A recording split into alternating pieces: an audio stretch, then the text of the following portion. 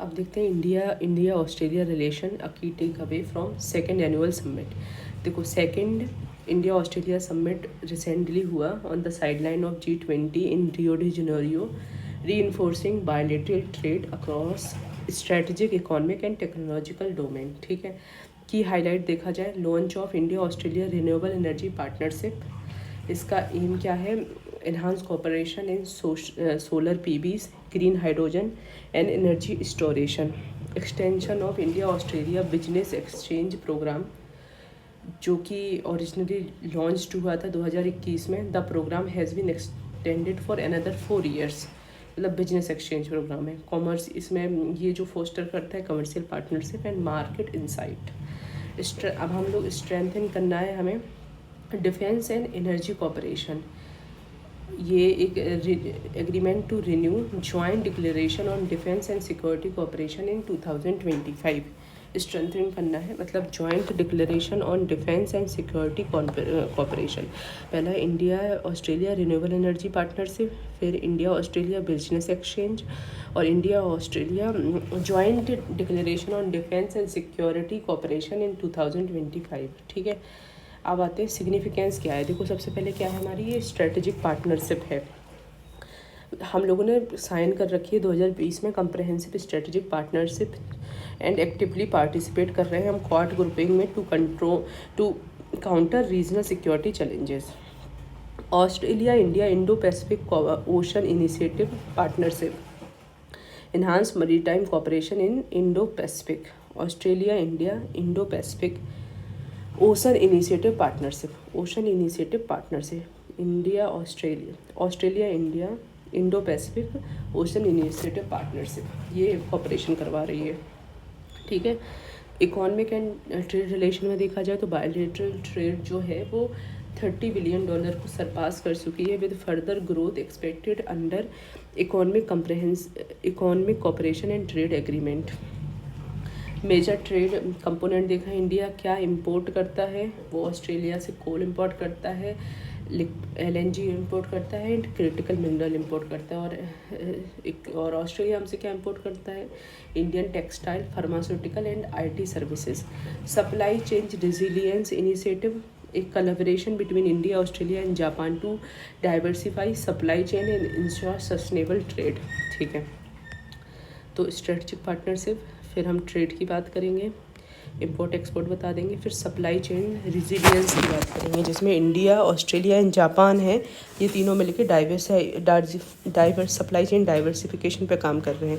Critical mineral corporation की बात करेंगे, India Australia has signed critical mineral investment partnership. इसमें क्या होता है? Facilitating India investment in Australia's lithium cobalt and rare earth sector.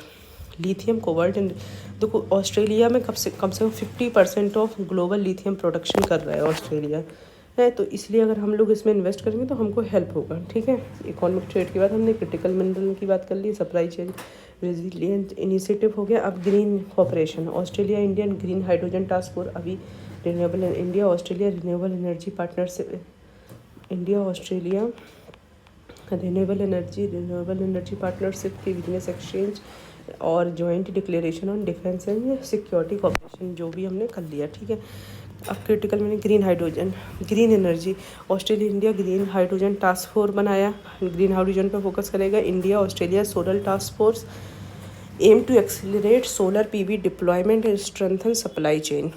अब की हाईलाइट हम देखेंगे। जो सबसे पहले 1941 में India trade office in Sydney established हुआ। 2009 में हमने स्ट्रेटेजिक पार्टनरशिप करी। 2014 में PM ने फर्स्ट ऑफिशियल विजिट किया to Australia for G20 Brisbane summit, और ये first Indian to address Australian parliament. 2020 में जो है हमने उसको हमने जो 2009 में स्ट्रेटजिक पार्टनरशिप करी थी उसको हमने 2020 में अपग्रेड करा कम्प्रहेंसिव स्ट्रेटजिक पार्टनरशिप। 2021 में first India Australia 2+2 foreign and defence ministerial dialogue held हुआ। 2022 में mechanism for India Australia annual summit institutionalise किया, और हम 75वीं एनिवर्सरी ऑफ डिप्लोमेटिक रिलेशन 2022 में थी। ठीक है, अब डिफेंस एंड सिक्योरिटी कोऑपरेशन की बात कर लेते हैं। तो अभी तक हमने किस किस कोऑपरेशन की बात कर ली? हमने इकोनॉमिक कोऑपरेशन की बात करी, फिर स्ट्रेटजिक कोऑपरेशन, स्ट्रेटजिक पार्टनरशिप की बात करी, फिर इकोनॉमिक कोऑपरेशन, फिर उसके बाद हमने क्रिटिकल मिनरल की बात करी, क्लीन एंड ग्रीन एनर्जी की बात कर ली। अब हम देखते हैं defence and security agreement on air to air refuelling and mutual logistic support. Refuel करेंगे, लॉजिस्टिक सपोर्ट करेंगे। जॉइंट एक्सरसाइज हम लोग कर रहे हैं AustraHind, AUSINDEX and Pitch Black strengthen regional security. ठीक है, डिफेंस में हो गई air to air refuelling and mutual logistic support. Regional and multilateral cooperation में हम बात करते हैं तो जो ये इंडिया को जो परमानेंट सीट चाहिए यूएन सिक्योरिटी काउंसिल में, ऑस्ट्रेलिया इसको बैक करता है। 4 कंट्री कोलैबोरेट करती हैं, organisation like G20, India ocean rim association. ठीक है, people to people tie, Australia's largest source of skilled migrant and second largest source of international student. मतलब हमारे यहाँ से लोग स्किल्ड लोग वहाँ जा रहे हैं और स्टूडेंट भी जा रहे हैं। India Australia migration and mobility partnership agreement, India Australia migration and mobility partnership agreement है। ठीक है, साइंस एंड टेक्नोलॉजी में देखा जाए agreement on telemetry terminal in Cocos island, telemetry terminal on to support India's human space flight mission, telemetry terminal on Cocos island. Challenges क्या हैं? Trade and market access. अभी तक हम लोग कंप्रहेंसिव इकोनॉमिक पार्टनरशिप को, कंप्रहेंसिव इकोनॉमिक कोऑपरेशन एग्रीमेंट को negotiate ही कर रहे हैं हमारे चीज़ों के लिए। इसमें नॉन टैरिफ बैरियर्स हैं जैसे sanitary, phytosanitary and technical barriers limits India's export potential, pharmaceutical pricing concern है, ये लोग थोड़ा स्ट्रिक्ट कंट्रोल करते हैं ऑन जेनरिक ड्रग प्राइसिंग, जो कि हमारे जो फार्मास्यूटिकल के जो कंपनी उनको दिक्कत कर रही हैं। Rising extremism and anti India activism. देखो, Khalistani element in Australia has lead to incident such as vandalism of Hindu temple, straining community ties, stalled nuclear energy cooperation. 2014 में agreement on peaceful use of nuclear energy, लेकिन अभी तक हम लोग Australia का जो uranium है उसको ख़रीदने के लिए कोई डील नहीं कर पाए हैं। Visa and mobility issue in लोगों ने महंगा कर दिया था। Australia's 125% hikes in visa fees could financially burden Indian student and professionals. Way forward क्या है?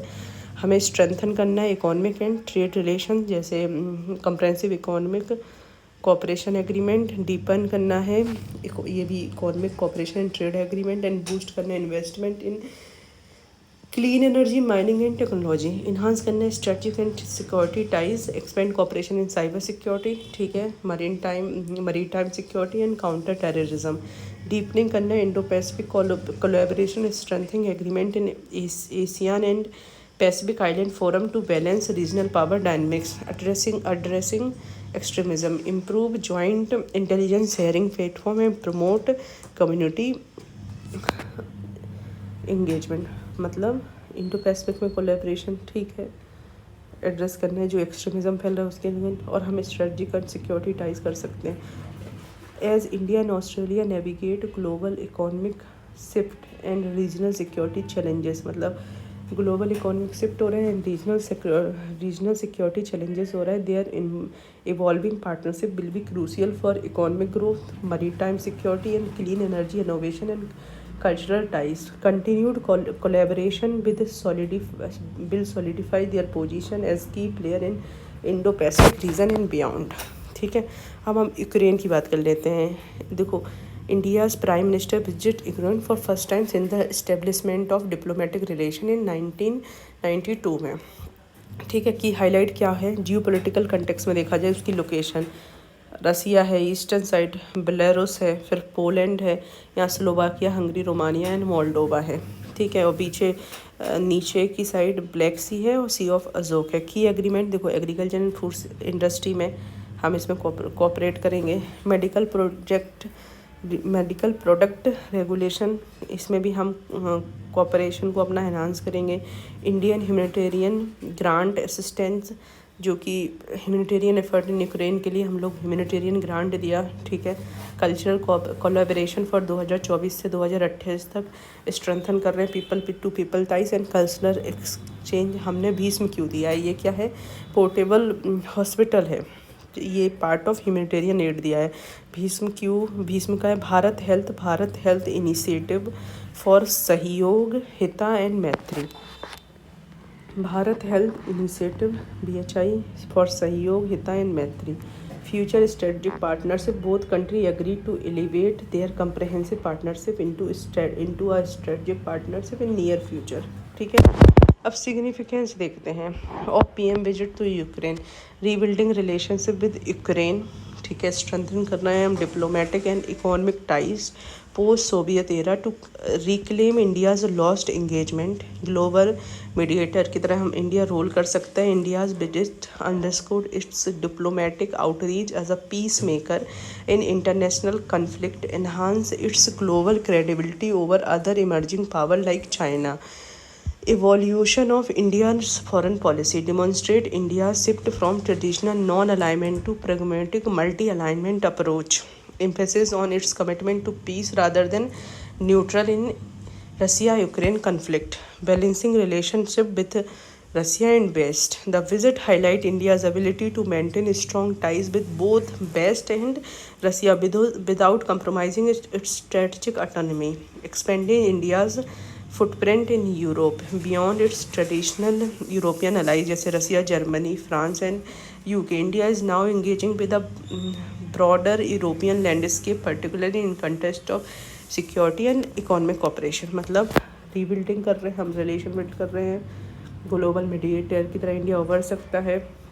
इंडिया की जो फॉरेन पॉलिसी में चेंजेस आए हैं उसको दिखा रहा है। हम इंडिया सक्सेसफुली बैलेंस कर रहा है रसिया एंड वेस्ट को, और इसके जो फुटप्रिंट है इंडिया के वो और एक्सपेंड कर रहे हैं। India's role in mediating the Russia Ukraine war, diplomatic effort for peace, advocating for dialogue, adherence to UN charter and respect for sovereignty and territorial integrity, ensure कर रहे हैं global food security, promoting uninterrupted agriculture trade particularly in wheat and sunflower oil export, facilitate कर रहे हैं multi stakeholder dialogue, encourage कर रहे हैं innovative sensor driven involving all the relevant player. Strategic importance of Ukraine for India, देखो defence and technology corporation. अभी इस समय जो रसियन इक्विपमेंट्स हैं हमारे हार्डवेयर, उनको मैनेज करने के लिए हमें यूक्रेन की एक्सपर्टाइज़ की ज़रूरत पड़ रही है। ट्रेड अगर देखा जाए यूक्रेन के साथ, हमारा 3.38 बिलियन का ट्रेड था 2021-22 में, फिर उसके बाद गिरा है। Basically Ukraine was a major supplier of sunflower oil to India, while India exported pharmaceutical machinery, chemicals and food products. Post war reconstruction, मतलब एक अपॉर्चुनिटी है। जब देखो इंफ्रास्ट्रक्चर बिल्डिंग होगा, जब यूक्रेन की रिकवरी होगी, उसमें हमारे को एम्प्लॉयमेंट मिलेगा। Support for reformed multilateralism, Ukraine India की परमानेंट सीट के लिए बैकिंग कर रहे हैं। Challenges in India's Ukraine relation, सबसे पहले इंडिया रसिया टाइज़, इंडिया की ऑलरेडी डीप टाइज़ हैं विद रसिया। ये हमारे लिए एक रोड ब्लॉक का काम कर रहा है for full alignment with Ukraine diplomatically complex. ठीक है, ट्रेड डिक्लाइन हुआ है यूक्रेन के साथ। यूक्रेन में डिक्लाइन, एक्सपोर्ट हमारा डिक्लाइन हुआ है 22.8% है, जबकि इम्पोर्ट हमारा India's export to Ukraine 22.8 while Ukraine export to India 17.3। Historical divergence, Ukraine past criticism for India's nuclear test and its defense export to Pakistan has strained ties. ठीक है, difference on Kashmir policy has further hindered full scale engagement. Way forward हम देखा जाए, strengthening India Ukraine relation, सबसे पहला है strategic mediator क्या role कर सकता है India.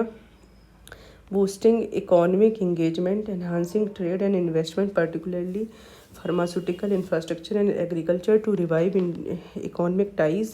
Defense and technological cooperation, strengthening cooperation in military hardware maintenance, aerospace technology and cyber, मतलब military hardware maintenance, aerospace and cyber security. Culture and humanitarian diplomacy, expanding people to people tie through education, technology, healthcare, collaboration to foster long-term goodwill. India's proactive engagement with Ukraine not only strengthening bilateral relation but also reinforce its credibility as global mediator. ठीक है, हमारी relation फिर से बना रही है और credibility as global mediator. By balancing strategic autonomy, economic cooperation, and humanitarian assistance, India can navigate its role effectively on global stage while contributing to Ukraine recovery and stability.